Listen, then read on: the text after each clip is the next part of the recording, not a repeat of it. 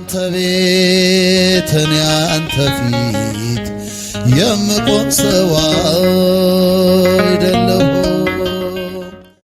ይህ የኦርቶዶክስ ተዋሕዶ የእውነት ምስክር ድምጽ ነው።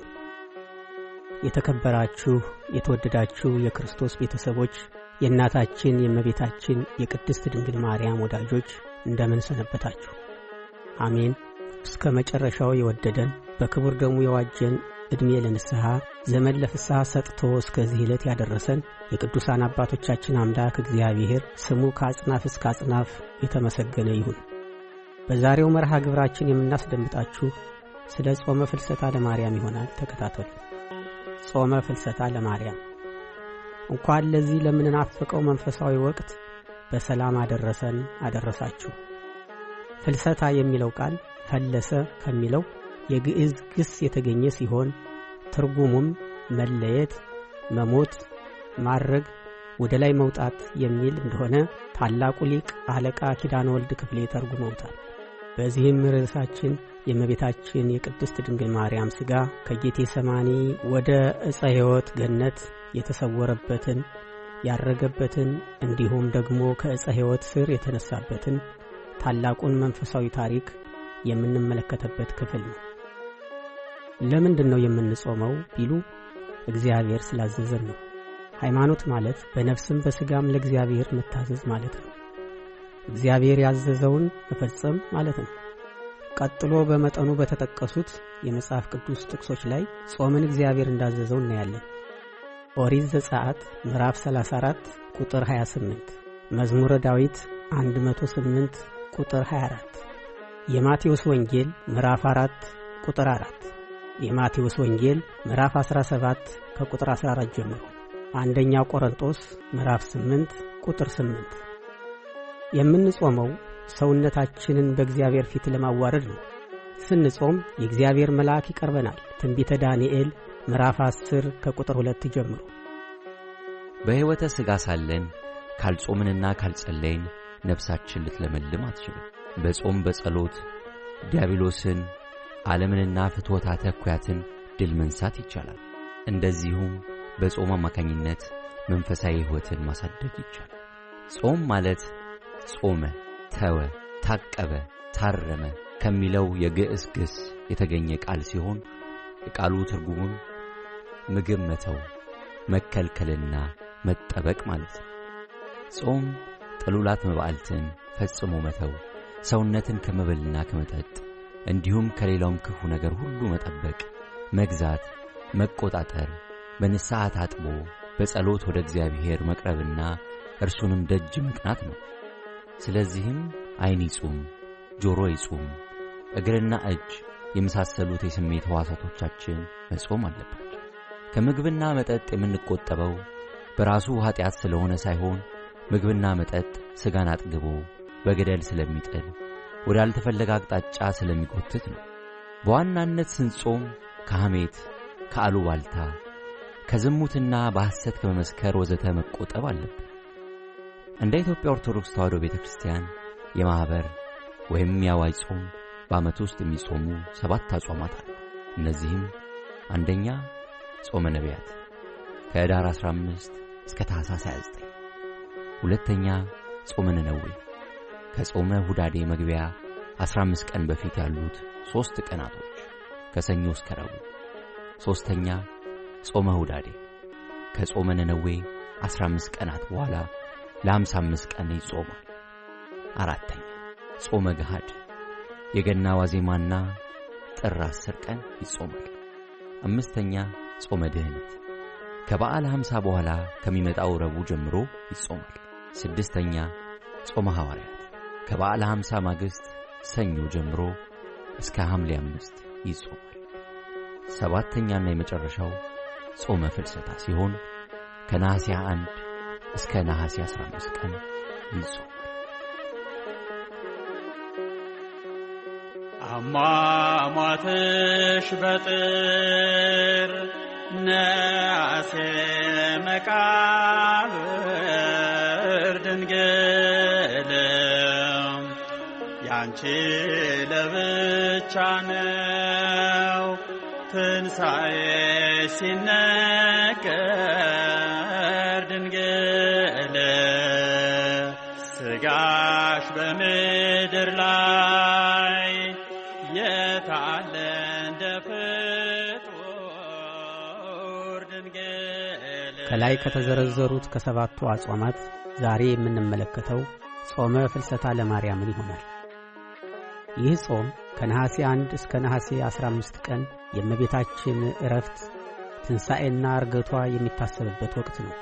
በዚህ ወቅት ምእመናን በጾም በጸሎት ተወስነው የልጇን ቸርነት፣ የድንግልን አማላጅነት ይማጸናሉ። የጠየቁትም ሁሉ እንደሚደረግላቸው ያምናሉ። የሱባኤው ወቅት ሲፈጸም በእውነት ተነስታለች ብለው በደስታ የጾሙን ወቅት ይፈጽማሉ። የእመቤታችን ቅድስት ድንግል ማርያምን ሞትና ትንሣኤ፣ ነገረ ማርያም፣ ስንክሳርና ተአምረ ማርያም እንደሚያስረዱት ጥር 21 ቀን በ64 ዓመቷ አርፋለች። ሞቷ የሚያስደንቅ መሆኑን ታላቁ የቤተ ክርስቲያናችን አባት ቅዱስ ያሬድ ሞትሰ ለሞዓቲ ይደሉ ሞታ ለማርያም ያሐጽብ ለኩሉ፣ ሞትስ ለሟች የተገባ ነው፣ የማርያም ሞት ግን ሁሉን ያስደንቃል በማለት ገልጾታል።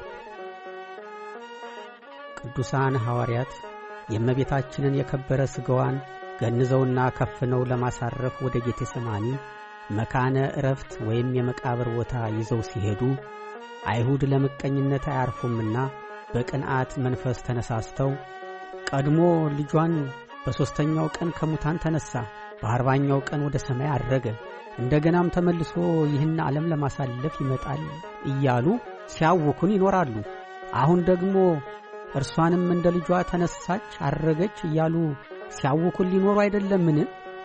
ኑ ተሰብሰቡና ሥጋዋን በሳት እናቃጥላት ብለው ተማክረው መጡ።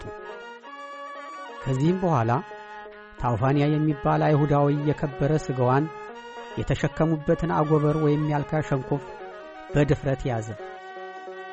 የእግዚአብሔር መልአክም በእሳት ሰይፍ 2 እጆቹን ቆረጣቸው። እጆቹም ተንጠልጥለው ከቆዩ በኋላ በእውነት የአምላክ እናት ናት በማለት ስላመነ እጆቹ ተመልሰው እንደነበሩ ሆነውለታል።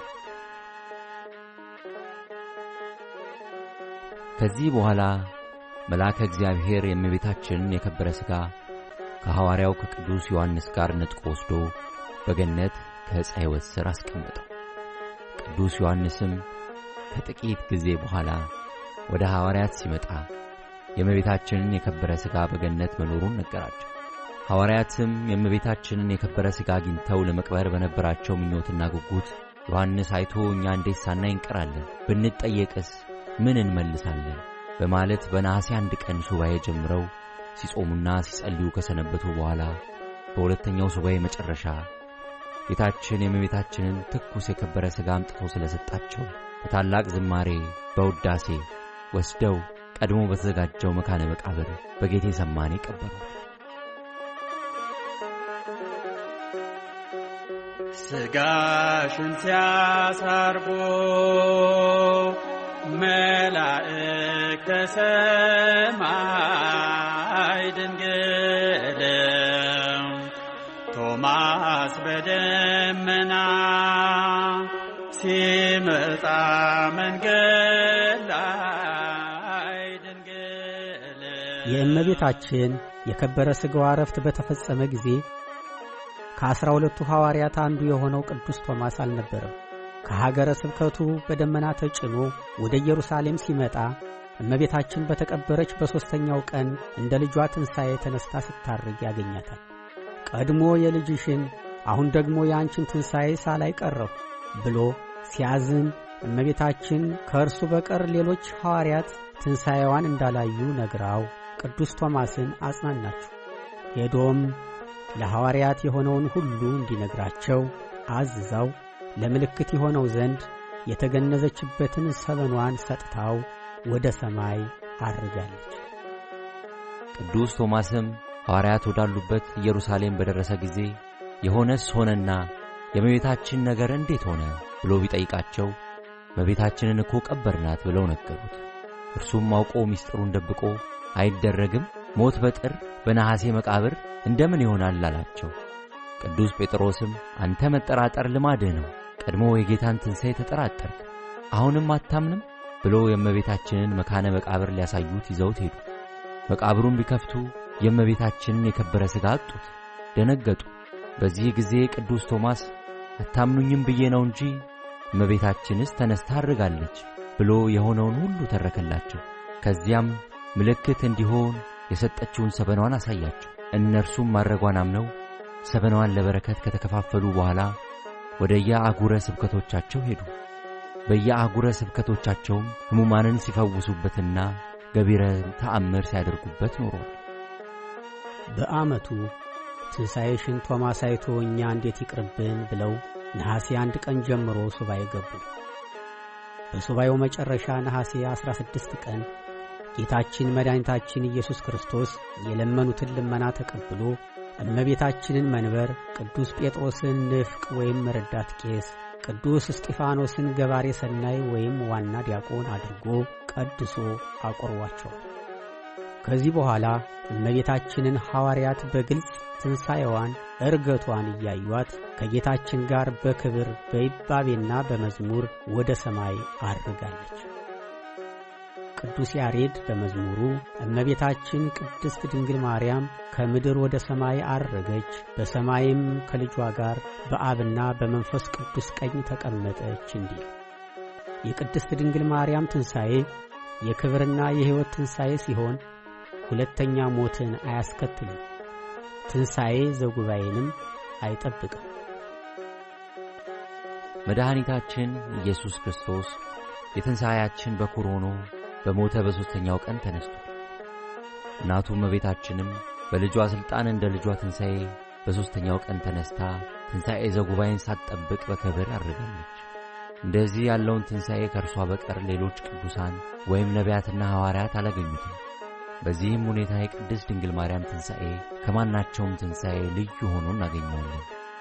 ይህም ትንሣኤ ዘላለማዊ የሆነ ከዳግም ሞተ ሥጋ ነፃ የሆነ ትንሣኤ ነው።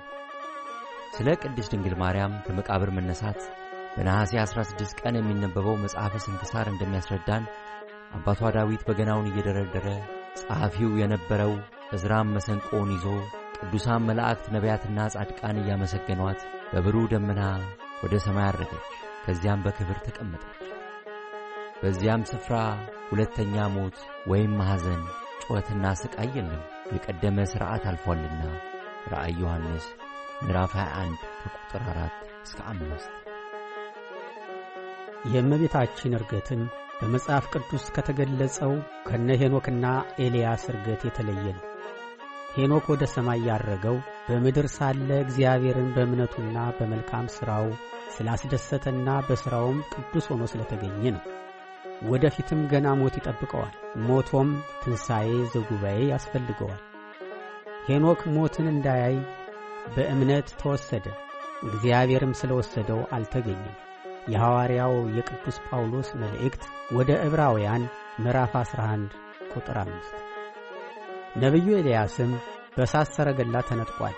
እነሆ የእሳት ሰረገላና የእሳት ፈረሶች በመካከላቸው ገብተው ከፈሏቸው።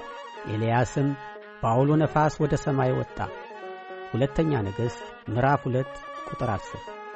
ነቢዩ በእሳት ሰረገላ ቢነጠቅም ወደፊት ሞት ይጠብቀዋል፣ ትንሣኤ ዘጉባኤም ያስፈልገዋል።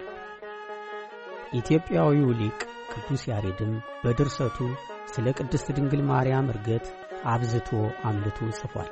በቃሏ የታመነች በሥራዋ የተወደደች ቅድስት ድንግል ማርያምን መላእክት እያመሰገኗትና በመንፈሳዊ ደስታ እያጀቧት ወደ ሰማይ አረገች ሲል በዘመረው መዝሙር አስረድቶናል። የእመቤታችን አማላጅነት የትንሣኤያችን በኩር የሆነው የጌታችን የመድኃኒታችን የኢየሱስ ክርስቶስ ቸርነት ከሁላችን ጋር ይሁን፣ አሜን። ምንጭ መጽሐፍ ቅዱስ ቅዳሴ ማርያም ትርጓሜ፣ ውዳሴ ማርያም ትርጓሜ፣ ደቀ ናቡቴ ድረ-ገጽ። የዛሬው ዝግጅታችንን በዚህ ፈጽመናል። በሚቀጥለው መርሐ ግብራችን እስከምንገናኝ በሰላም ቆዩ። ወስብሐት ለእግዚአብሔር ወለወላዲቱ ድንግል ወለመስቀሉ ክቡር አሜን። አሟሟትሽ በጥር ነአሴ መቃብር ድንግል ያንቺ ለብቻ ነው ትንሣኤ ሲነገር ድንግል ሥጋሽ በምድር ላይ የታለ እንደ ፍጡር ድንግል አርጓል ወደ ሰማይ ከክርስቶስ መንበር ድንግል ድንግል ድንግል ወላዲተ ቃል ድንግል ድንግል ወላዲተ ቃል